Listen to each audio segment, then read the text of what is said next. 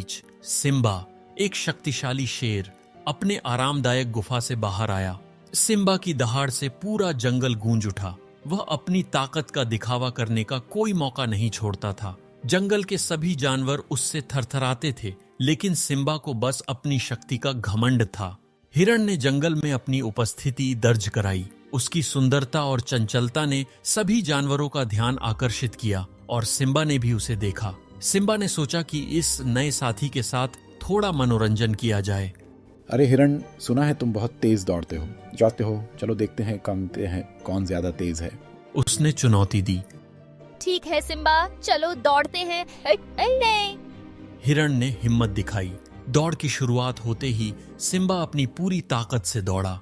उसकी मांसपेशियों की फड़कन और उसकी गति अद्वितीय थी, लेकिन हिरण भी कम नहीं था।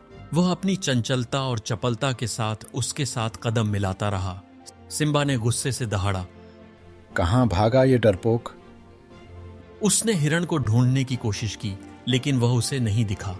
अचानक हिरण पेड़ के पीछे से बाहर निकला और मुस्कुराते हुए बोला, सिम्बा, मैंने तुमसे दौड़ में नहीं बल्कि समझदारी में मुकाबला किया है।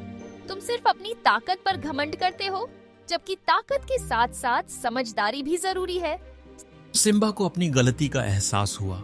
उसने अपनी बड़ी आंखों में पश्चाताप दिखाते हुए कहा, हिरण, तुमने मुझे एक महत्वपूर्ण पाठ सिखाया है।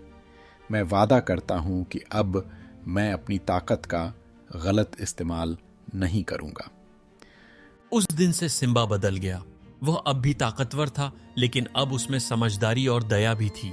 जंगल के सभी जानवर अब उससे डरते नहीं थे, बल्कि उसका सम्मान करते थे। सिम्बा ने न सिर्फ अपनी छवि बदली, बल्कि जंगल में एक सच्चे नेता का रूप ले लिया।